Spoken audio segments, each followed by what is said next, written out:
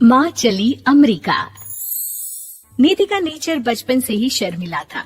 वो ना ज्यादा लोगों से बात करना पसंद करती और ना ही ज्यादा मिलना जुलना। निधि, ये पैसे ले जरा और बाजार से चीनी तो ले आ। नहीं माँ, मैं नहीं जाऊंगी, मुझे शर्म आती है, आप ही चले जाओ ना। अरे पता नहीं क्या करेगी ये लड़की। जीवन में कभी कुछ किया ही नहीं सिवाय पढ़ाई और घर के कामों के।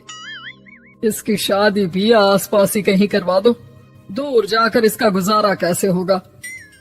निधि सुनती सबकी, समझती भी, लेकिन चुप करके रह जाती। एक दिन पिता के दोस्त अपने परिवार के साथ निधि के घर खाने पर आते हैं। उनकी बेटी बहुत ही स्मार्ट होती है। निधि बेटा, वीणा के साथ बात करो।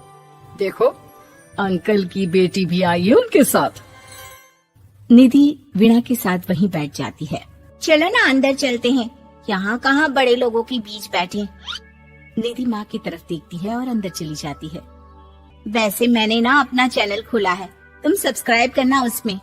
मैं ना ब्यूटी और फैशन की बात करती हूँ। ये देखो।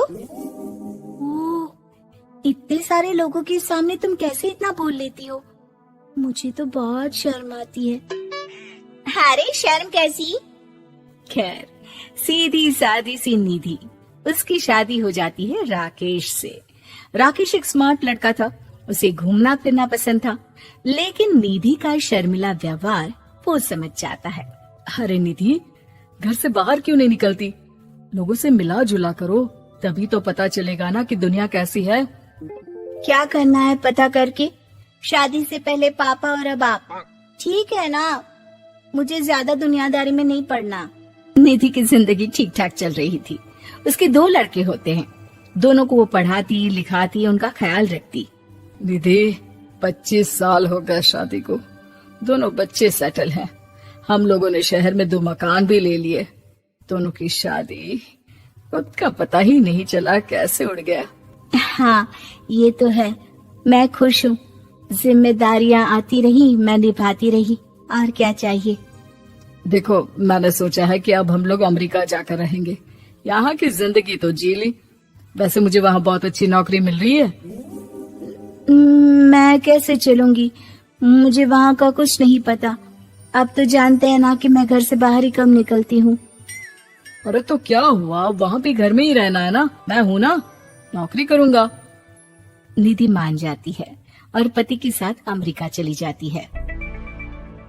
माँ, तुम्हारी बहू को बच्चा होने वाला है, तो क्या तुम 2 महीने के लिए यहाँ आ सकती हो? मुझे तुम्हारी बहुत जरूरत है, मैं टिकट भेज देता हूँ। हाँ हाँ, ये तो बहुत खुशी की बात है। मेरा भी मन सबसे मिलने का कर रहा था, पर क्या माँ पर? अब मैं आऊंगी कैसे? पापा से बात करती हूँ। देखो माँ, प्लीज बहाना मत बनाना, तुम जानती हो ना इस वक्त में मैं किसी पर भरोसा नहीं कर सकता हूँ। निधि पति को सारी बात बताती है।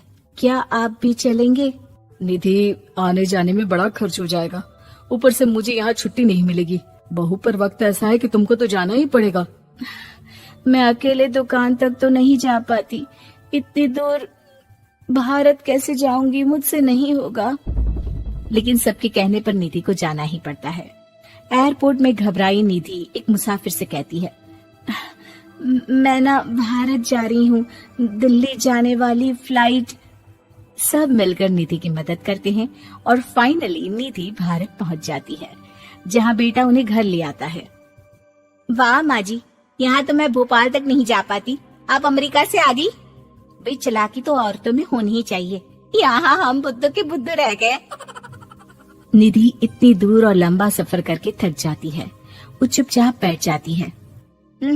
बैठना नहीं है माँ जी, बच्चा पकड़ना है, ये लीजिए। और हाँ, घर का काम तो मैं करूंगी नहीं, जानती है ना शरीर कच्चा सा है, तो मुन्ने को सुलाकर कुछ बना लीजिएगा। निधि को बहू का व्यवहार बहुत बुरा लगता है। जैसी भी थी, पिता और पति की हमेशा लाडली रही थी निधि। निधि बेटे की तरफ देखती है। माँ, वो काम वाली कोई मिल नहीं रही है ना, मैं देखने की कोशिश तो कर रहा हूँ, जैसे ही मिल जाएगी वो संभाल लेगी सारा काम। अरे कैसी बात कर रहे हो? जब पहले मैंने कहा था कि अमेरिका से इनके टिकट में जो पैसा खर्च कर रहे हो उतने में नौकरानी रख लो, तो नहीं, मेरी बात पर विश्वास नहीं था। कि ना ना कोई मेरे बच्चे को अच्छे से नहीं संभालेगा। अब इनका भी खर्चा और नौकरानी का भी खर्चा। अरे ना जी ना, मैं नहीं संभाल सकती। निधि जैसे तैसे 2 महीने रहकर वापस अमेरिका चली जाती है, लेकिन वहां जाते ही जैसे राकेश उसे देखता है उसके गले लग जाता है। ये क्या हालत बना रखी है निधि, कैसी लग रही हो? खाना नहीं खाती थी क्या? क्या हो गया? निधि पति से कुछ नहीं कहती, बस रोती ही चली जाती है। मैं नहीं चाहूंगी कभी भी भारत, आप मुझे हमेशा यही रखना अपने पास। राकेश बेटे को फोन करता है। तुम्हारी माँ की जो दुर्दशा करके तुमने भेजा है ना, मुझे पता होता तो मैं अपनी बीवी को कभी तुम्हारे पास नहीं भेजता। पापा, आप तो रीना का नेचर जानते हैं ना, वो माँ पर हावी रहती थी। अब मैं तो ऑफिस चला जाता था, वो माँ पर जुल्म करती है और माँ भी इतनी सीधी है कि चुपचाप सहती रही। मुझे माफ कर दीजिए पिताजी। खैर, राकेश कहता भी क्या, प्यार दुलार के साथ अपनी निधि को संभालने में लग जाता है। लेकिन कहते ना, वक्त हमेशा एक सा नहीं रहता। अमेरिका में ही राकेश की मृत्यु हो जाती है और निधि अकेली रह जाती है। बड़ा बेटा कहता है, माँ भारत चलो ना, हम लोग साथ रहेंगे। निधि को जैसे ही वो सब सीन्स याद आते हैं वो परेशान हो जाती है। समझ में नहीं आता कि पति के बिना अब जीवन कैसे चलाएगी। मैंने सारा जीवन घर का काम किया, घर देखा और जिंदगी चलाई, लेकिन जिस घर में रही सबने प्यार दिया, मैं वहां नहीं जाना चाहती। तभी राकेश जिस कंपनी में काम करता था उसका मालिक निधि के घर आता है। वो भी भारतीय ही होता है। दीदी, राकेश ने आपके बारे में बताया था। जब से आप भारत से लौटी थी उसे आपकी बहुत चिंता रहती थी, इसलिए उसने मुझसे कहा था कि कभी अगर वो ना रहे तो मैं आपको ये पैसे दे दूं। और हाँ, हम लोगों की कंपनी में आपके लिए नौकरी भी है। निधि पति के पैसे देखकर मन में तसल्ली करती है और नौकरी के लिए हाँ कर देती है। अरे पागल है क्या माँ, कैसे नौकरी करोगी? ये अमेरिका है, दिल्ली नहीं। वहाँ तो तुम घर से निकल भी नहीं पाती थी, यहाँ कैसे? मेरे पति, मेरे पिता मुझे खुश देखना चाहते थे। वो लोग जब तक थे मुझे किसी चीज के लिए ना फोर्स किया, ना कभी कमी होने दी। पर अब मुझे जीवन जीने के लिए घर से निकलना ही होगा। बेटा, तुम तो अगली फ्लाइट से भारत लौट जाओ, मैं यहीं खुश हूँ।